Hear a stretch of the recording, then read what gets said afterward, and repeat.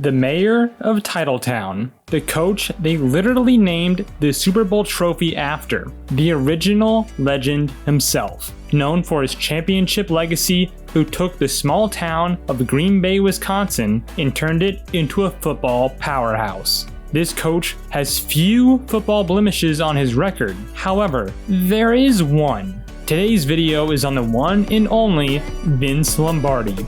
And despite all of his success, how he might have the most disappointing coaching tree of all time.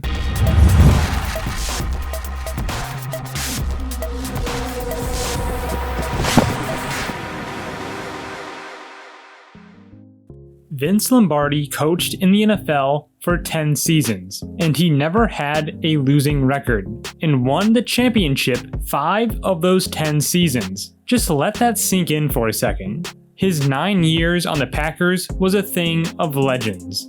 I'll put it this way. If you were to pick a season at random between 1959 and 1967 in the NFL, there was over a 50% chance the team that won the championship that year was Vince Lombardi's.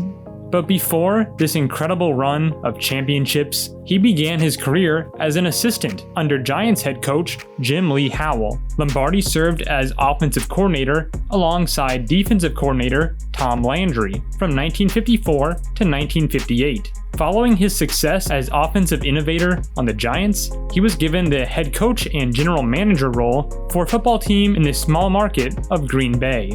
At the time of accepting the position of head coach, the Packers were in a bad spot, with little success and the team's financial viability in question.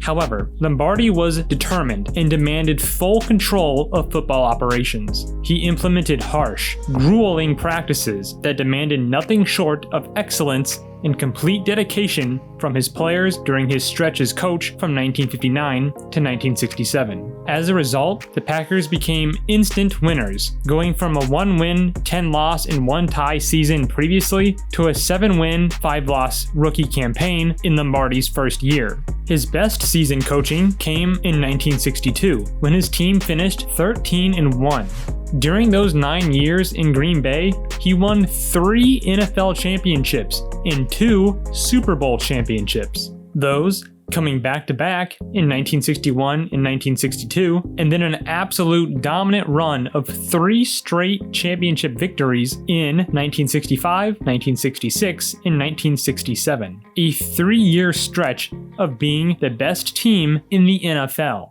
And that 1967 season would be his last in Green Bay. Most coaches go out with a whimper, but Lombardi went out on his own terms with an unmatched stretch of success. He relinquished his control as head coach of the Packers in the 1968 season. However, he couldn't stay off the sidelines for very long. That following season, in 1969, he took over as head coach of the Washington Redskins and finished with a 7-5-2 record, Washington's first winning record in over a decade. It looked like wherever Lombardi went, his team would win. Unfortunately, Lombardi's time in Washington only lasted 1 year. In 1970, Lombardi unexpectedly passed away from complications with cancer. Although they do say his 1 year in Washington was unforgettable and completely changed the culture of a team that had previously had little success. For his total 10-year career in the NFL, Lombardi finished with a 96, 34, and 6 win-loss tie record, including a just plain silly 90% win rate in the playoffs. He added on top of that 2 NFL Coach of the Year awards in 1959 and 1961, as well as a Hall of Fame enshrinement in 1971. But Vince Lombardi's legacy goes beyond just dominantly winning football games.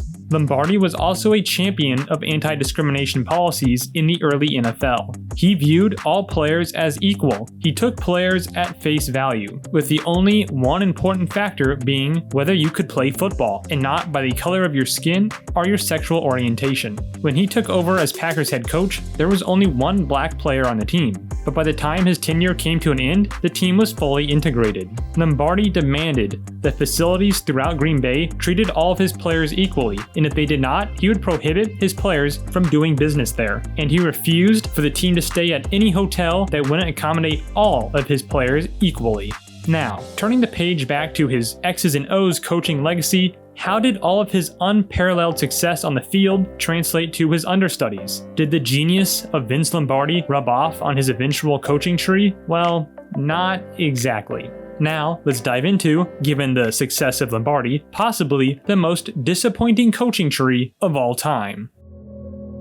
The first coach on the coaching tree of Vince Lombardi is Bill Austin. Austin served as offensive line coach under Lombardi on the Packers from 1959 to 1964. He would be given the shot as head coach of the Steelers from 1966 to 1968. During that time, he went 11, 28, and 3, with his best season coming in his first year when he went 5, 8, and 1.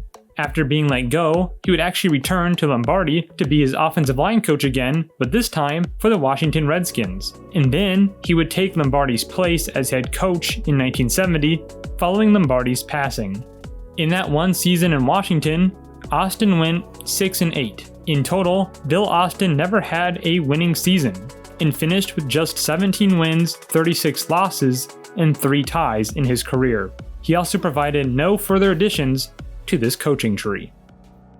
Our next coach on the tree served as Vince Lombardi's longtime defensive coordinator on the Packers from 1959 to 1967. Lombardi picked Winston to be his direct successor in Green Bay when Lombardi stepped away from coaching in 1967. In his 3 years as head coach of the Packers, he only had one winning season, and that was the 1969 season in which he went 8 and 6. Following his time on the Packers, he was actually given a second chance to be a head coach in 1972 by the New England Patriots, as their interim coach following the firing of their previous coach, John Mazer. However, after going 1 and 4 to end that season in relief of Mazer, Winston was relieved of his duties. In total, Winston finished with a 21, 25, and 1 record, with only one winning season and no postseason appearances. He also made no additions to this coaching tree. The third coach on our list is Tom Fears. Fears got his start coaching in the NFL in 1959 as receivers coach on Vince Lombardi's Packers. After 2 seasons in that same role with the Los Angeles Rams, Fears would return to be Lombardi's receivers coach again from 1962 to 1965. He would be given a chance to be head coach of the New Orleans Saints from 1967 to 1970. And if the previously mentioned coaches haven't clued you in yet, Fears had little success. In fact, his best season came in 1969 when he went 5 and 9. In total, he never had a winning record and finished with a sad 13 wins, 34 losses, and 2 ties in his head coaching career. He did attribute, however, 2 additions to the coaching tree, those being Ed Kayat, who served as his defensive line coach on all 4 years on the Saints before being given the head coaching position on the Eagles in 1971 and 1972, although Kayat finished with an 8-15-2 record. The other coaching addition to the tree being J.D. Roberts, who was Fears' linebackers coach for 2 seasons before replacing Fears as head coach of the Saints in 1970 to 1972. J.D. Roberts finished with a 7-25-3 record. Again, no success anywhere to be found on this coaching tree. Although, worth mentioning, Tom Fears was still inducted into the NFL Hall of Fame, but obviously not for his coaching, but rather for his playing career on the Los Angeles Rams between 1948 and 1956. And the final coach on Vince Lombardi's coaching tree is Norb Hecker. First off, I just love the name. Norb Hecker is just fun to say. But unfortunately, that did not help him win any football games. Norb, or Mr. Hecker, was Lombardi's defensive backs coach from 1959 to 1965, before taking over as the Atlanta Falcons head coach in 1966. He would coach there for 3 seasons and never came close to a winning record. His best season was his first, in which he went 3-11. That next year, he went 1-12-1. And then the Falcons decided, let's give him another shot. And he started the season 0-3. Shockingly, they let him go after that poor start to the 1968 season. Heckert also provides no real additions to the coaching tree, but I guess fun fact, he did employ the previously mentioned coach Tom Fears as his offensive coordinator on the Falcons before Tom Fears had accepted his job as head coach of the Saints. So I guess maybe kind of Tom Fears was part of Norm Hecker's coaching tree, but we're not going to include that here. So, there you have it, the most disappointing coaching tree of all time. The undisputed greatness of Vince Lombardi created high expectations for an equally impressive coaching tree to live on his coaching legacy, but unfortunately, it falls short. Luckily, Lombardi's forgettable coaching tree does nothing to detract from the overall legacy and impact that Vince Lombardi left on the National Football League. Lombardi stands truly as one of the pillars of football, with an almost folklorish level of impact on the game.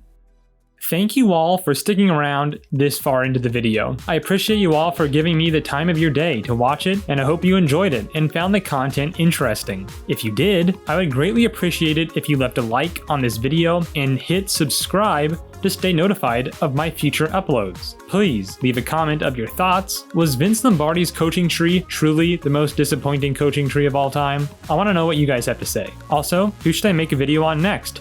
With that being said, all information in this video comes from ProFootballReference.com, Wikipedia, the Pro Football Hall of Fame website, and VinceLombardi.com. And with my sincerest gratitude, thank you all so much for watching. See you all in the next one.